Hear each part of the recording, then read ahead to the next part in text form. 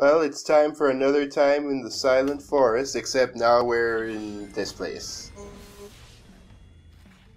Which I guess is under the forest or something. Whatever, they don't even try. This is Whoops. a bunch of caves. Yes. It looks really icy though, so... Yeah, I mean, we are slipping. You know where this would have been good? The ice world that we just came from. Yeah, if you didn't say Silent Forest, I actually forgotten that this was a forest. Dang these ice controls. The skating controls. I hate them so much. To the point where just like sometimes I try to force myself to have a normal jump just to get myself back on track. And of course I could do without the laser spiders or my rings disappearing apparently really, really, really quickly. Do you remember them doing that? Oh, right. Yes, and the sentient boulders are back, because everyone loves sentient boulders. They were given another season on the network. Oh, and I forgot, the sentient ice flows now. I mean, maybe that's the thing about, what's this place called? The Lost Hex? Is that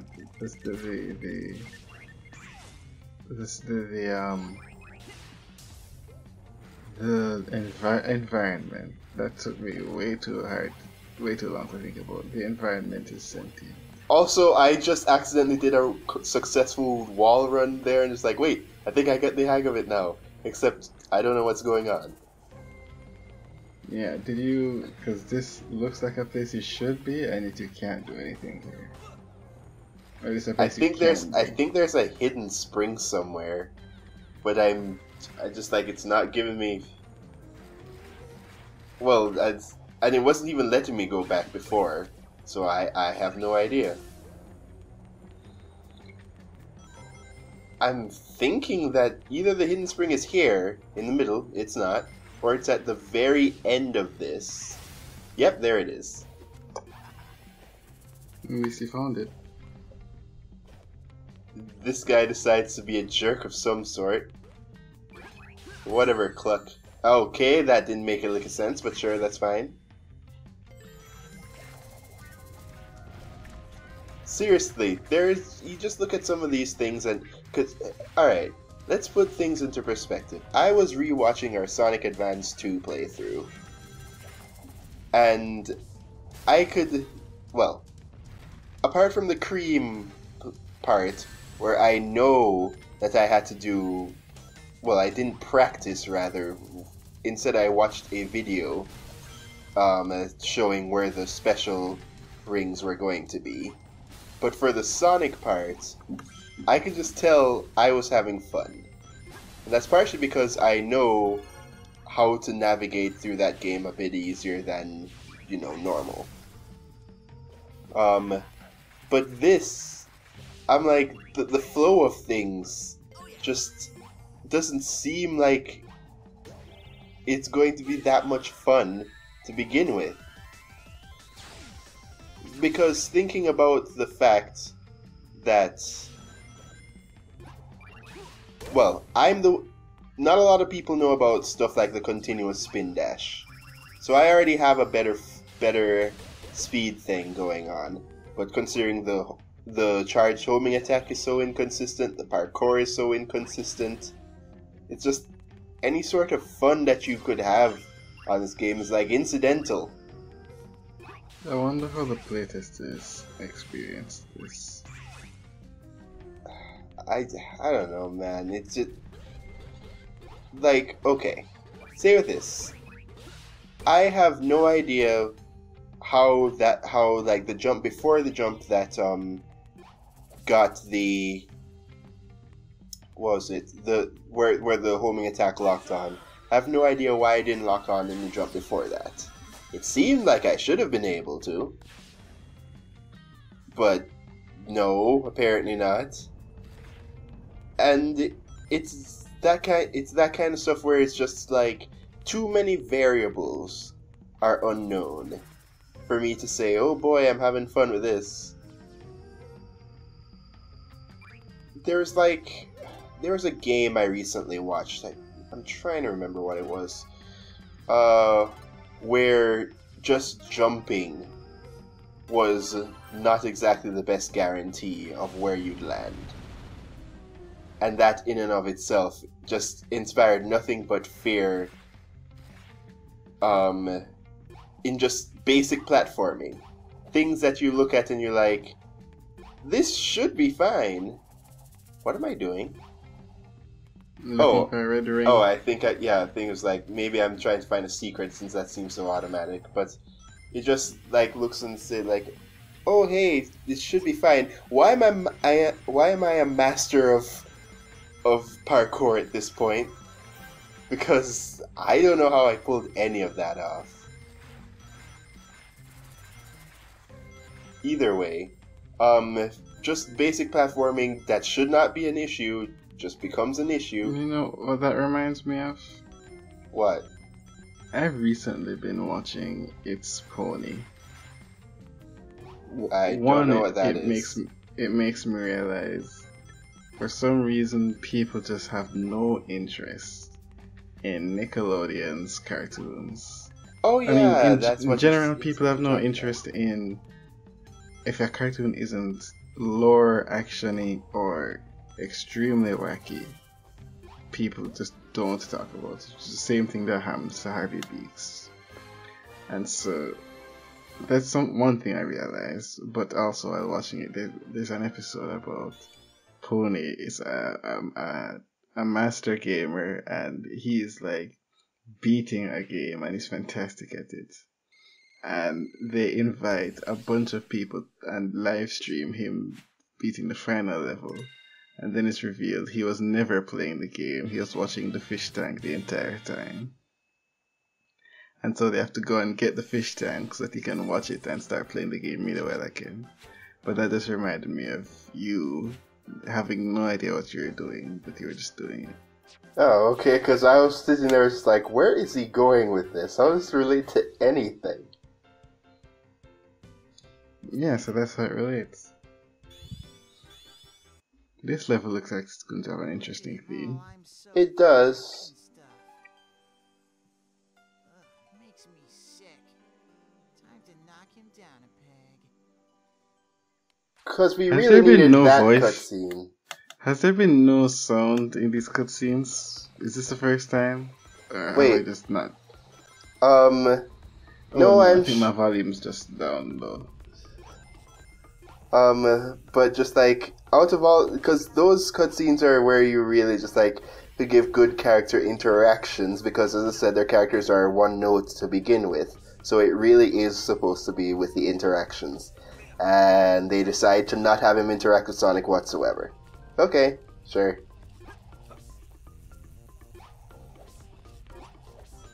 This, I want to say it reminds me of Donkey Kong Country, but it's too soon. But I know. You're filling up that quota early because you need to clock out. I know that Returns has temples, has a temple world. Temple world? Yeah, I think so. There's also the big boy levels in Donkey Kong Country, the K levels.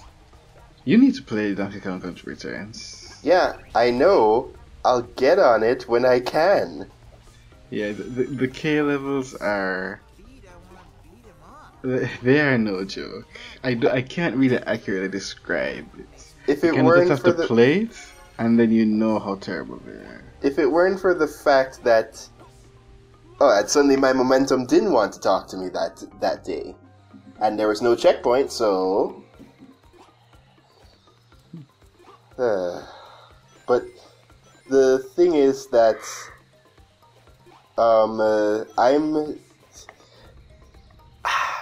don't want to like rag on you too much here, but considering your performance with some of the earlier Donkey Kong Country games, I take your difficulty things with a slight, like, half a grain of salt, half of one. Here's the thing. These, I mean, and maybe just everyone's terrible at this game, who knows, but they're known. Like you can go on the YouTube video for a given K level, and the comment section is entirely just how awful they are. The lava one especially, and the crystal. Well, I haven't seen tropical freezes because I don't want to get spoiled on them.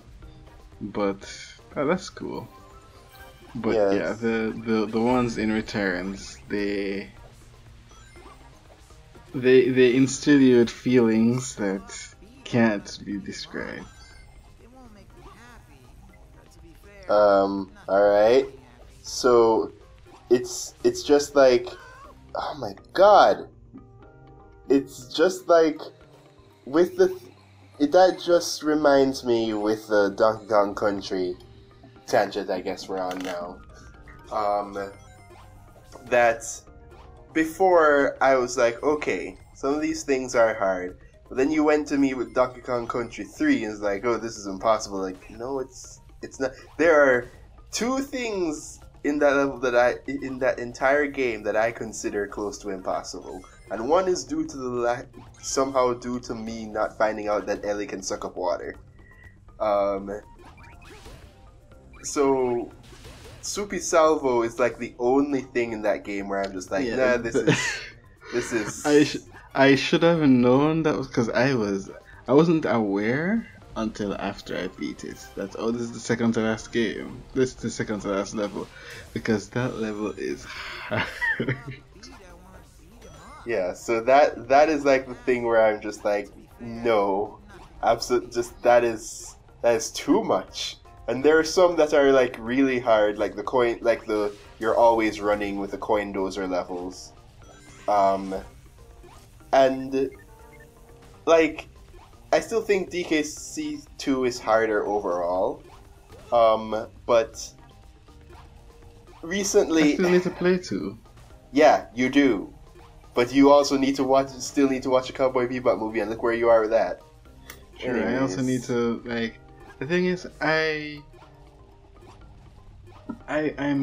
at the last world in Returns, and I feel I've played enough where I can say I can just move on to other things. I do want to finish the game someday, but I don't want to spend forever on this game and never play 2 or Tropical Freeze, because I'm spending all my time in the last world of Returns. So, and the aforementioned K levels, which I still have like a few to beat. The one with the rising lava, I think I'm at right now, and that's just impossible. So yeah, I'm still gonna play it, especially when I get my 3DS replaced. But right now it's time to move on to 2 and Tropical Freeze. But it's the reason why I doubt your stuff is not because I think you're just generally bad or anything like that. It's because I feel that maybe you don't notice things. Yeah, but not noticing things makes sense in a puzzle game, but this is a platformer. Yeah, I know. And you know what corroborates my theory on that? The fact that in a lot of the games that we've played together, very specifically, you do not notice the obvious. Yeah, but Gunstar Heroes is an action platformer, which is not my style. Yeah, I can get that. But you know what else? But you know what usually would be an Aaron Hansen type move? Not noticing the giant numbers indicating an enemy's health in the middle of the screen. What are we talking about? Still Gunstar Heroes. Oh, I guess. And there are some times where it's like I know you're paying attention, but sometimes you're like, there's a difference between you paying attention and you thinking about extra dimensional concepts and not being in the same space that I am in. Because sometimes you're supposed to do a basic thing and you're just like, what? Did the entire game mechanic change? And I'm just sitting there wondering, what the hell are you talking about? Right. And I'm like, yeah. I don't want to call anyone bad at anything because I don't know, just like their thought process might be different. But I'm just looking. It's just looking back through some of the stuff of like, have you been paying attention? Do you know that I'm not going to judge you, like actually, and thus you don't give it your all or something? Like genuinely answer that question, please. I mean, action platformers are not my thing. Yeah, but then but I made you play a whole bunch of games. Oh yeah, I mean, I maybe I wasn't as enthusiastic. I have no idea. It's been a very long time, so I wouldn't be able to tell you. Either way, you say that action platformers aren't your thing, and yet the game I bought specifically for you and me to play together, just like somehow we still haven't gotten to it. What game is that? Trine. Trine? Yes. That was a very good guess. Then again, I do love Noita and Terraria. I mean, and those are. I mean, I don't know if they count as action platformers. It's 2D, and the boss fights are in like in a way they could be. Okay, but this is very Donkey Kong Country now. Yeah, I was waiting for that. But it's I guess it depends. I mean, I'm not good at Terraria. I mean, I'm good at Terraria. I'm not good at Noita either. It's something where just like I know your type of stuff, but it seems weirdly selective for you to just say that, yet also have a list of games in that same category that you're just like, oh, I love this game, or oh, I can't stop playing this game. Yeah, because I do like Mighty Gunvolt Burst, and that's basically Mega Man, and it's more accessible to me than Mega Man, which is probably why I like it. What is happening? Oh, right. Apparently, the change in the mechanic here is that if you can't see, you can't kick the thing with precision. Except, like, you can still somehow homing attack it, so what's the dealio?